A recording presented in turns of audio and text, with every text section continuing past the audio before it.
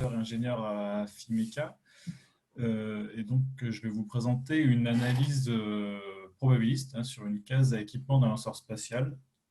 Donc, c'est une étude qui a été réalisée en partenariat avec le CNES et que j'ai déjà présentée à la journée utilisateur Open Terms. Donc, pour ceux qui y étaient, vous allez voir les ressemblances. Donc, c'est quasiment la même chose. Donc le concept, le cadre du projet, c'est un projet qui s'appelle Callisto, dont le but est de développer en tout cas un lanceur réutilisable. En tout cas, c'est d'abord un démonstrateur, ce ne sera pas une vraie fusée, un démonstrateur d'une dizaine de mètres, et donc réutilisable dans le sens où il va décoller, il va accomplir sa mission, puis réatterrir pour pouvoir ensuite être réutilisé. Donc comme on peut le voir, pour atterrir, il aura cette fois-ci des pieds enfin il y en avait déjà avant, mais des pieds qui vont être réutilisables et ici des ailettes qui vont permettre de rediriger la fusée lors de la phase d'atterrissage. Et dans le cadre du projet, on s'est intéressé en particulier à la case à équipement, qui est en jaune ici en haut, VEB, véhicule équipement B. Donc les méthodes que l'on a appliquées, donc c'est un peu toute la méthodologie incertitude, dans le but final est de minimiser la masse de la case à équipement. Donc tout d'abord, il y avait pas mal de variables, donc on a appliqué des analyses de sensibilité, à la fois Maurice pour réduire le nombre de paramètres à étudier et Sovol pour avoir une analyse plus fine. Ensuite, une analyse de fiabilité. De là, on a découlé une analyse de sensibilité fiabiliste. Et enfin, ce qui n'a pas encore été réalisé, ça a pris du retard avec les situations que l'on connaît, la partie la plus intéressante, l'optimisation sous contrainte de fiabilité. Donc optimiser la masse sous la contrainte de fiabilité. Et on va voir que c'est un problème pas simple, puisque c'est une fiabilité système, puisqu'on a plusieurs grandeurs de sortie et plusieurs cas de charge. Donc le modèle c'est un modèle élément fini Nastranq fourni par le CNES. Donc les analyses que l'on réalise dessus, c'était des analyses en statique et en flambage, avec un temps de calcul unitaire d'environ 5 minutes, donc ce qui est à la fois court et long. On court dans le sens où on peut faire quand même plusieurs centaines d'appels, mais on ne peut pas utiliser les méthodes type Monte Carlo avec plusieurs centaines de milliers de calculs, sauf si on avait peut-être des moyens HPC, ce qui n'était pas le cas ici. Le nombre de variables aléatoires, donc c'est un grand nombre, c'est quand même assez conséquent, 47 ici, mélangé entre des épaisseurs, le module Young et des valeurs de chargement. Et en sortie, on s'est intéressé à 5 sorties en particulier, donc 2 contraintes de von Mises, le flux, le déplacement et une valeur propre, la valeur propre minimale liée à l'étude de flambage. Et la particularité ici, c'est que ces 5 sorties en fait, sont multipliées par 10, puisqu'en fait, on avait 10 cas de charge à considérer. C'est des cas de charge qui représentent différentes phases de vol de la fusée.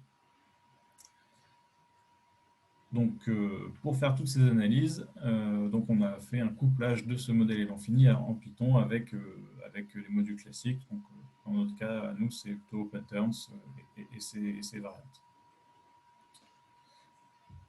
Donc, un petit focus maintenant sur les chargements. Donc, les chargements, donc on a 10 cas de charge et on a plusieurs types d'efforts qui sont appliqués. Donc, pour rappel, on avait 26 valeurs de chargement. Donc, il y a des efforts généraux, des efforts aérodynamiques sur les ailettes, des efforts qui sont au centre de la case d'équipement. Donc, tout ça a été modélisé et pris en compte. Et dans les sorties, donc on s'est intéressé à 2 contraintes maximales suivant deux directions. Donc ici max 13 VMZ1, max 13 VMZ2, la valeur propre minimale. Donc tout ça a été récupéré à partir des résultats du calcul élément fini. On avait également le flux maximal et le déplacement maximal. Donc ça faisait 5 sorties à considérer scalaires. Ici, on n'a pas étudié sur un champ, on a supposé qu'elles étaient toujours donc au nœud, trouver max. Et donc, alors, maintenant, je vais parler un petit peu de la partie plus technique, comment on a réalisé le couplage. Donc, pour nous, le couplage, ça s'effectue en trois parties, hein. Donc, tout d'abord, on va discuter avec Nastran via un fichier d'entrée. Donc, les cartes Nastran étaient configurées avec des balises. Donc, par exemple, ici, on a l'épaisseur d'une des parties de la caisse d'équipement. On remplace la vraie valeur par une balise donc avec du texte, ici entouré de dièses qui vont être reconnaissables par notre fonction. Et on va faire ça pour toutes les valeurs. Donc ici, il y avait juste à faire attention que les cartes Nastran acceptent 8 caractères par défaut. Donc en fonction des ordres de grandeur des variables, on est obligé de bien fixer le nombre de décimales pour avoir le plus d'informations possible. Ensuite, on lancé Nastran en mode batch avec donc ici la fonction execute d'OpenTerms. Donc ça rien de bien compliqué. Et on récupérait les résultats donc dans le fichier de sortie Nastran qui est un fichier F06.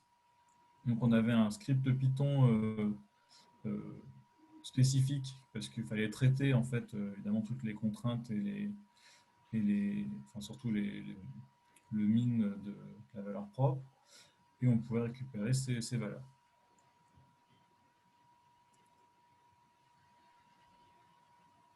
Donc maintenant, une fois qu'on a fait le couplage, on va pouvoir, en fait, on va disposer d'une fonction Python, donc en l'occurrence même une fonction OpenTerms, avec laquelle on va pouvoir lancer toute notre batterie d'analyse. Donc le but, pour moi, que je vais vous montrer, c'est que toutes ces analyses peuvent utiliser des méthodes complexes, mais qui sont maintenant très faciles à appliquer, puisque la plupart sont codées dans des modules, en l'occurrence OpenTerms. Et donc la première de ces méthodes, c'est la méthode de Maurice que l'on a appliquée pour réduire la dimension. Donc le but, c'était d'identifier les variables influentes parmi mes 47 variables, afin de réduire la dimension, puisqu'après, je voulais faire des métamodèles. Donc, je ne voulais pas construire directement un métamodèle sur 47 paramètres. Allô, vous m'entendez? Oui. En fait, je vous téléphone. Ah, c'est vrai. Allô, là, c'est bon? Oui, je Ah, vous entends. super, je touche à rien. Excusez-moi. Je voulais savoir, en fait, comment je pouvais avoir les droits administratifs, en fait, sur mon poste, parce que j'aurais voulu installer. Je crois qu'on entend quelqu'un là. Ouais, j'ai coupé, j'ai coupé. Appliquer la méthode de Maurice. C'est Maurice qui nous parlait. Donc, Maurice, donc l'idée, on va voir identifier les variables influentes, et en plus, on aura des informations supplémentaires sur le comportement de la sortie par rapport aux entrées, donc si ce sont des effets linéaires sans interaction, des effets non linéaires ou avec interaction, ou même savoir si l'effet est monotone ou non monotone. Donc le principe de la méthode de Maurice, c'est de répéter des plans d'expérience un à la fois sur une grille découpée en un nombre de niveaux prédéfinis. Donc en dessous, je vous ai mis deux exemples de grilles en deux dimensions. À gauche, on a 4 niveaux, une grille de 4 par 4, et à droite, une grille 6 par 6, sachant qu'on n'est pas obligé d'être homogène, hein, on peut avoir des grilles de différents niveaux par dimension. Et sur chacune des grilles, on voit une trajectoire. On part d'un point initial, on fait une modification d'une valeur, donc c'est d'une des dimensions uniquement, c'est là le 1 à la fois, et puis après on modifie le deuxième valeur dans la deuxième dimension. Et on va répéter ces plans d'expérience plusieurs fois, et on va calculer ici, de la même manière qu'on calcule un gradient par différence finie, ici on va appeler ça un effet élémentaire, c'est la différence entre les deux valeurs pour chaque dimension. Et on répète ça une dizaine de fois, quinzaine, une vingtaine de fois suivant notre capacité de calcul, et on va pouvoir ensuite calculer des statistiques sur ces effets élémentaires, en l'occurrence les moyennes des écarts types, et les moyennes des valeurs absolues, des effets élémentaires d'ailleurs, pour en déduire les valeurs influentes. Donc, ce que j'ai appliqué ici sur le modèle, donc, il y avait 6 niveaux et 15 trajectoires, l'équivalent de donc, 720 évaluations. Et dans les résultats, au maximum, 15 paramètres ont été sélectionnés par sortie. Donc c'est là la subtilité, c'est que du coup, j'ai fait une analyse sortie par sortie et on voit qu'en cumulé, on a 28 variables influentes sur au moins une sortie. Donc, on voit en dessous, par exemple, que sur la première sortie max stress VMZ1 pour le cas de charge numéro 1, on a au moins 7 variables, peut-être le tableau était un peu plus long, je ne sais plus, mais sur la Z2, on n'a que 5 paramètres. Je vais un petit peu commenter les graphiques de droite maintenant. Donc, le comportement des sorties, on va pouvoir aussi les déduire à partir de ces résultats. Donc, sur les graphiques, en général, on affiche en abscisse mu étoile, donc sur les deux graphiques, mu étoile étant la valeur absolue des effets élémentaires et en ordonnée l'écart type. Et les valeurs, donc plus les mu étoiles est grand, plus la variable est influente. Donc on voit à droite ici que par exemple mFINS N1 est très influent. Pareil sur ce graphique, puisqu'en fait c'est évidemment lié. Et quand sigma est grand, donc le sigma est grand, alors évidemment c'est très qualitatif de dire grand. Pour CD, ici on affiche les droites qui correspondent à un coefficient de relation à 0,5 ou à 50% ou 100%. En gros, quand on est supérieur à cette droite en pointillé, on peut dire que ça commence à être important et ça va signifier qu'on a un comportement non linéaire.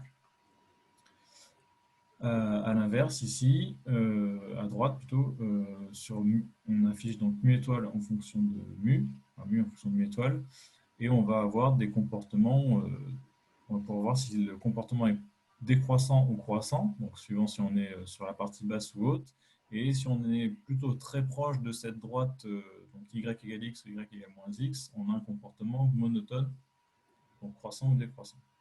Globalement, sur toutes nos sorties, c'est ce qu'on avait, donc on avait un comportement plutôt monotone, mais parfois linéaire, parfois non linéaire. Donc ensuite, ce que j'ai fait, donc à partir de mes 15, enfin de toutes mes sorties, et j'avais donc par sortie les entrées associées qui étaient influentes, au lieu de faire un métamodèle global avec les 28 paramètres fusionnés, j'ai fait un chaos polynomial spécifique par sortie, c'est-à-dire que j'ai d'abord sélectionné les paramètres d'entrée influents associés à cette sortie. J'ai construit un chaos creux avec une sélection automatique du meilleur chaos parmi degrés 1, 2 ou 3 via le critère du Q2, un Q2 analytique. Puisque, en fait, comme on a vu par sortie, parfois c'était plutôt linéaire, parfois non linéaire. Donc, ça ne sert à rien de mettre un degré 3 si le degré 1 était bon. Et ensuite, j'ai agrégé tous les chaos pour manipuler une seule fonction. Donc, agréger les chaos, c'est-à-dire que j'ai d'abord fait une fonction qui est dans l'espace R28 de mes 28 variables influentes, qui me ramène à un espace réduit où je sélectionne uniquement les variables d'entrée importantes associées à cette sortie. Et ensuite, j'associe avec ces entrées sélectionnées le métamodèle associé. Donc on peut voir ici, juste rapidement en code, c'est assez rapide à faire en tout cas et facile à faire avec OpenTerms. Faire des fonctions composées puis des agrégées. À partir du moment où on a le même espace initial. Et puis un petit mot également, j'ai oublié de dire, c'est donc sur tous les chaos construits, on avait été plutôt des résultats de validation très bons. La majorité était supérieure à 0,9 et on avait quelques-uns qui étaient un peu en dessous, mais la minimale était de 0,8. Avec un R2 sur un échantillon de test. Une fois que j'ai mon chaos polynomial, enfin mes chaos polynomiaux, je peux aisément en déduire les indices de Sobol. Donc ici c'est un tableau qui montre donc par sortie les indices du premier et de l'ordre total pour chaque sortie, et on a à gauche toute la liste donc en ligne, toute la liste des entrées, donc les 28 entrées sélectionnées. Et ici il y a des trous puisqu'évidemment comme j'ai fait des chaos polynomiaux construit sur les entrées uniquement influentes, parfois, j'ai pas de valeur. Ça veut dire qu'ici, c'était pas du tout influent puisque pas sélectionné du tout.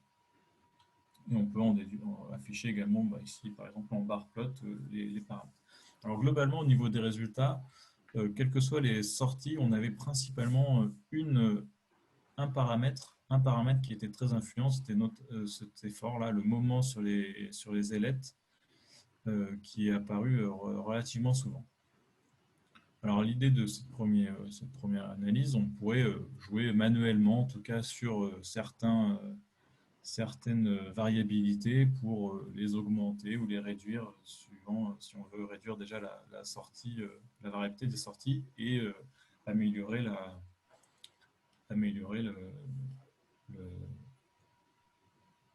robustesse des sorties. Bon. Une autre étape ensuite, maintenant qu'on sait comment un petit peu varient nos paramètres, ça va être de calculer la probabilité de défaillance de notre système. Alors ici, je me suis intéressé pour l'instant au cas de charge numéro 1, mais on aurait pu prendre tous les cas de charge et définir un événement système pendant les 50 cas de charge. Donc, ici, d'abord, c'était un exemple, puisque c'est un projet démonstratif. Hein. Donc, ici, on a pris les 5 sorties d'un seul cas de charge et on dit que l'événement de défaillance, c'est l'union de ces 5 événements. Donc ici, on ne veut pas que les contraintes ne soient pas supérieures à une valeur seuil. Pareil pour le flux. Un déplacement ne doit pas être supérieur à une valeur seuil également. Et par contre, les valeurs propres, elles ne doivent pas être supérieures, doivent être inférieures plutôt à une valeur seuil fixée.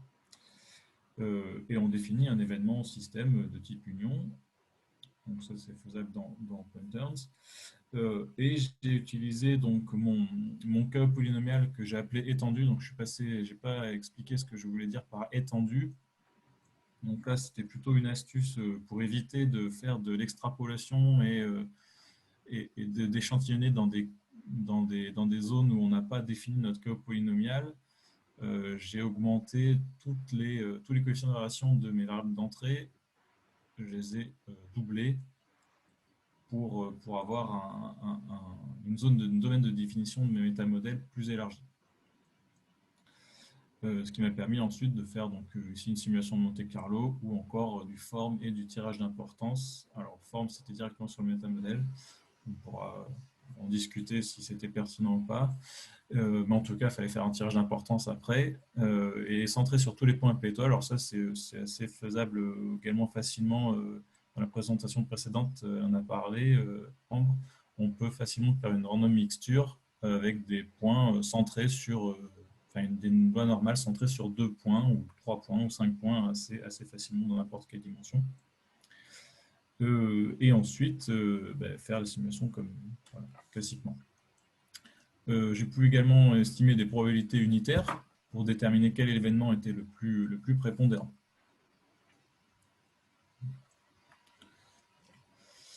Et ensuite, on peut en déterminer à partir de ça, on peut avoir des produits d'analyse de fiabilité, donc en l'occurrence des valeurs de sensibilité. Donc tout d'abord, il y a les facteurs d'importance, que ce soit avec la méthode form ou Monte-Carlo. Monte-Carlo, la définition est un peu différente, c'est la moyenne des points dans l'espace de défaillance. Mais on remarque à nouveau, ce qu'on pouvait attendre en tout cas, c'est cette variable-là, moment sur les ailettes, qui est très influent sur la partie défaillance. Et ensuite, on a une deuxième épaisseur ici, une épaisseur qui était influente. Alors, c'est pas forcément une bonne nouvelle, puisque les efforts, on ne peut pas trop jouer dessus, souvent les phases de vol. Par contre, l'épaisseur, on peut améliorer cette partie-là.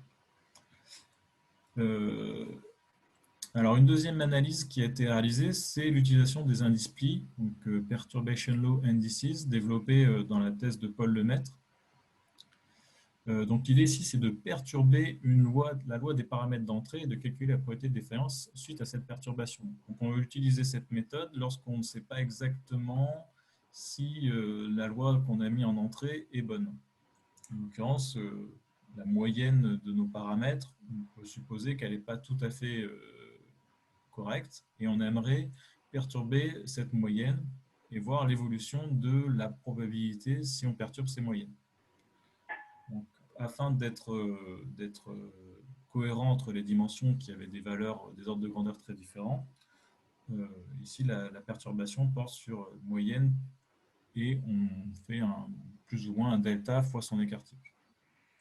Et l'indice pli en fait correspond simplement à l'écart relatif entre la probabilité perturbée et la probabilité d'origine. Donc je vous ai mis la formule ici. Et si on fait des simulations de type Monte-Carlo, en fait, on peut calculer cette probabilité perturbée sans coût supplémentaire via la technique des score functions. Et on peut même avoir l'intervalle de confiance. Et donc tout ça s'obtient, c'est juste du traitement mathématique, si je puis dire. La seule difficulté, en fait, c'est principalement sur l'obtention de la loi perturbée. En l'occurrence, comme c'était des lois normales, la perturbation ici était très simple. Quand ce n'est pas des lois normales, c'est un peu plus compliqué. Donc, au niveau des résultats, ici, on voit toutes mes entrées et lorsque je perturbe d'un certain delta, comment évolue ma probabilité. Et à nouveau, en fait, c'est bien le mFINS N1 qui est très influent. Mais on peut voir du coup dans quel sens cela fait évoluer la probabilité. Alors, bien sûr, il y a des choses logiques. Hein. Plus on va augmenter les efforts, plus la probabilité va augmenter. Donc voilà, ça conclut cette présentation. Alors, il n'y a pas, tout n'est pas fini évidemment, mais le but était de vous montrer que toute la méthodologie incertitude, de la façon dont on l'appelle, que ce soit analyse de sensibilité, création de métamodèles, analyse de fiabilité, etc., c'est réalisable sans avoir à redévelopper toute la méthodologie. Hein, des codes existent. Et concernant l'étude, les suites possibles, c'est bien sûr la partie optimisation et sous contrainte de fiabilité, mais du coup la partie fiabilité, est-ce qu'on va continuer à utiliser donc cette astuce-là de création de métamodèles étendue, ou est-ce qu'on va utiliser des probabilités système? Donc on a recodé un AK système pour tester, en l'occurrence, puisque ça s'appliquerait bien à ce cas-là. Et ensuite, eh bien, on va appliquer la minimisation de la masse sous contrainte de fiabilité. Donc à nouveau, on aura des questions au niveau du choix de l'optimisation. Est-ce que c'est uniquement des paramètres déterministes? Est-ce que c'est des moyennes? Voilà, il y aura des questions à se poser à ce niveau-là. Je suis à peu près dans les temps, je pense, donc c'est bon. C'est parfait, Antoine. C'est parfait. Question.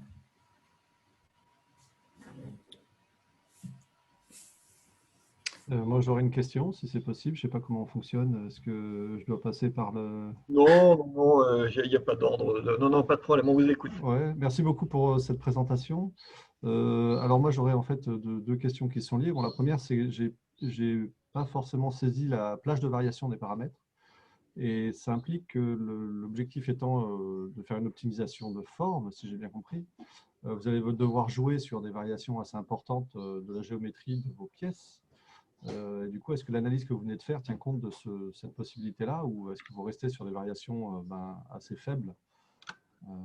Voilà, enfin, nous, on a ces problèmes, en tout cas, en optimisation de forme. Enfin, moi je prends le problème à l'inverse de vous, c'est-à-dire je cherche à optimiser la forme et j'ai des problèmes liés aux incertitudes. Vous voyez ce que je veux dire? Oui, alors en fait, dans ce cas-là, alors c'est vrai que je suis passé assez vite, sans même, je pense que je n'ai même pas vraiment parlé. Je ne sais même plus si je l'ai noté.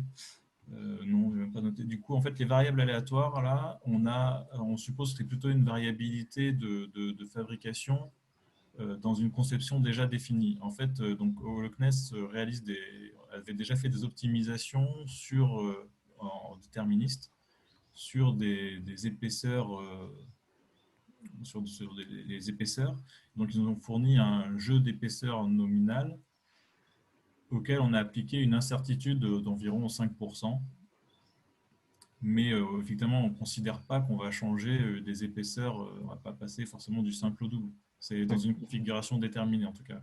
D'accord, donc la masse ne va pas forcément changer beaucoup en fait au Oui, final. voilà, ouais, dans ce cas-là. Oui. Après, Ok. s'il y avait vraiment à changer, je pense qu'il faudrait peut-être passer comme pour les sorties, de prendre des des configurations de dimensionnement différents. Ça sera à réfléchir. En tout cas, ce ne serait pas forcément ce même type de métamodèle, évidemment.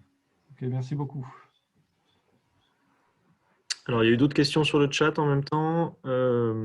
Flore Molena qui demande si pour construire les métamodèles de chaos, tu as dû réutiliser d'autres plans d'expérience et quel type de plan? Alors, j'ai fait 2 plans d'expérience, donc deux hypercubes latins optimisés, un pour le chaos et un pour le test. Et donc, c'était un plan d'expérience de, si je me souviens, de 800 points. Ok, merci. Et puis, je vais donner la parole à Bruno qui a une question sur la méthode à la Maurice. Oui, en fait, non, c'est juste pour. D'abord, bravo pour l'exposé, c'était très clair, très intéressant. Ça montre bien que toutes ces méthodes qui ont l'air compliquées, si elles sont bien impactées, en fait, on peut les appliquer enfin, de façon, disons, raisonnable à des objets assez compliqués. Oui, en fait, je ne comprends pas pourquoi on continue à utiliser Maurice, en fait. C'est-à-dire que si vraiment, là, tu as fait 800 points après avec le chaos, enfin, pour faire ton chaos polynomial, avec les bonnes options d'un solver creux, même en dimension 47, ça marche directement.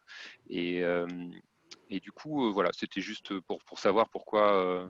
Parce que tu as déjà fait 700 points, donc t'imagines, si tu fais la somme des deux, ça fait 1500 Oui, points. oui. Est-ce que tu as essayé ou c'est-à-dire, est-ce que tu as fait ça parce que ça ne marchait pas de mettre d'entrée 47 variables ou tu n'as pas essayé en fait? Enfin, Alors, j'avais essayé pas avec les 47, j'ai essayé avec les 28, quand j'en étais à cette étape-là, avec les 28. Ça marchait pas bien. Après, évidemment, j'avais que 800 points, alors peut-être avec 1500, ça serait passé.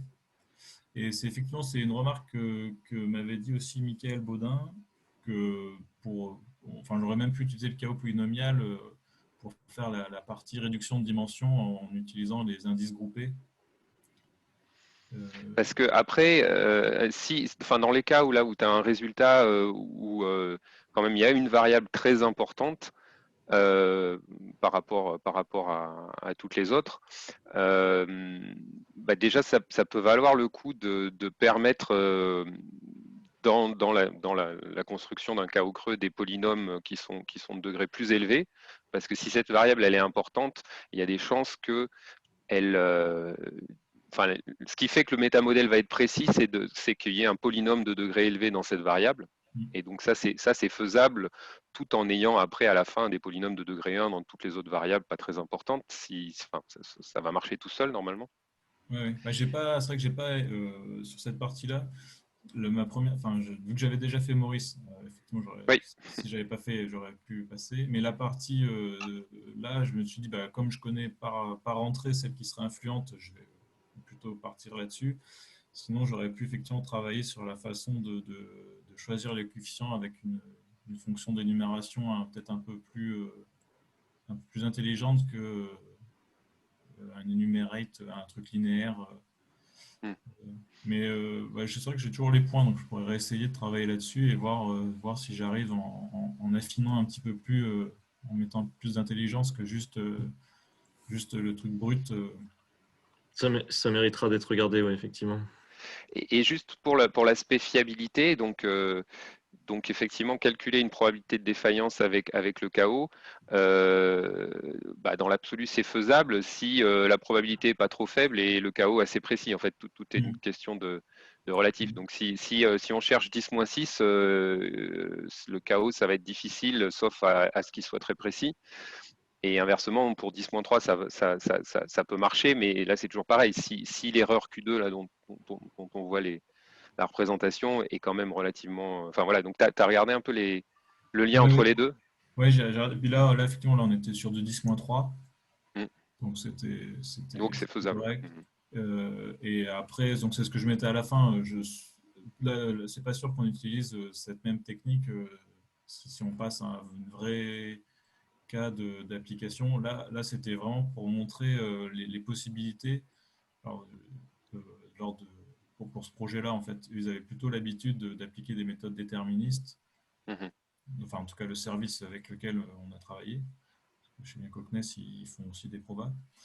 Euh, donc c'était plus pour leur montrer des choses quand même pas non plus trop complexes. Mais après, Mhm. je pense que effectivement, ça sera plus pertinent d'utiliser des méthodes adaptatives par le type AK6 ou directement sur la fonction. Très bien, merci beaucoup. Il y a une question de Pierre, entre-temps, dans le chat, sur savoir s'il existe quelque chose dans la littérature sur la stratégie d'analyse de sensibilité avec plusieurs sorties. Alors, plusieurs sorties. Après, on peut faire des indices de Sobol agrégés. Donc, ça permet d'agréger les deux indices si on a deux sorties, les deux sorties, et avoir un seul type d'indice. Donc, ça, c'est ce que je connais. C'était ça la question, du coup, histoire d'avoir un seul type d'indice pour chaque sortie ou... Oui, si j'ai bien compris dans ta présentation, tu l'as fait sortie par sortie, ton analyse de Maurice. Ah, pour Maurice, oui, c'était sortie par sortie et pour Sobol aussi. Mais après, j'aurais pu effectivement agréger pour dire, je sais pas, par cas de charge, par exemple, voir quels étaient les paramètres effluents. C'est vrai que j'aurais pu le faire pour avoir du coup une vision globale. Non, je crois pas que je l'ai fait. Je crois que je l'ai fait. Ok, merci, c'était ça la question. Je peux poser une question, Thierry? On a encore une minute? Ouais, vas-y Nicolas, on va prendre la dernière question avant de faire la petite pause peut-être. Allez. Non, juste une. Oui, justement, comme tu as testé finalement plusieurs indices de sensibilité, j'aurais bien aimé voir un peu si au final ils racontent à peu près la même chose, tous ces indices. Bon, ils ne sont pas basés sur les mêmes choses, hein, mais d'avoir, parce que tu as parlé d'indice de Maurice, d'indice de Sobol, d'indice Pli, tu as même parlé de facteur d'importance hein, quelque part, je crois. Ça aurait été intéressant de voir justement si. Bon, ils ne sont pas censés forcément raconter la même chose, mais s'il arrive à classer les variables de la même manière ou pas, ça aurait été. Bon, ça c'est plus peut-être une remarque. Et la deuxième chose qui peut être intéressante en utilisant les méthodes AK, c'est finalement ta population qui peut être issue de ta mixture peut être une population candidate à être classée par les méthodes AK, justement. Oui, ben, on l'a envisagé, on a recodé là, en prévision de la suite, là, un K6. Ouais. C'est-à-dire pas perdre quand même tout ce qui a été fait avant, notamment l'établissement de cette mixture est intéressant pour la suite. Ouais. Oui, je pense que c'est un très bon candidat pour ça, parce qu'en plus, il y a des chances que toutes les sorties soient pas. Enfin, de ce que j'ai vu dans la fiabilité, il y avait il y en avait une qui était très prépondérante par rapport aux autres. Pour ta première remarque, alors juste visuellement, comme je dis, le MFINS N1 là, était influent partout. Celui-là, il ressortait tout le temps. Et après, il y a quelques différences. Alors, il n'y a pas toutes les figures, mais sur le Z3, là. Bon, en fait, on ne peut même pas comparer. Mais oui, ça pourrait être intéressant. Mais il n'y avait pas d'écart particulier. C'est juste, il y avait quand même juste une même hiérarchisation dans le sens où c'était surtout celui-là qui est ressorti premier quasiment à chaque fois. Ok. C'est bon. Merci Antoine. Eh ben, merci Antoine. On se donne le temps d'une petite pause. Tu as prévu la reprise à 11h, hein, c'est ça Nicolas, je crois? Ouais, j'ai repris à 11h. Ce que je vous propose, c'est que personne ne se déconnecte.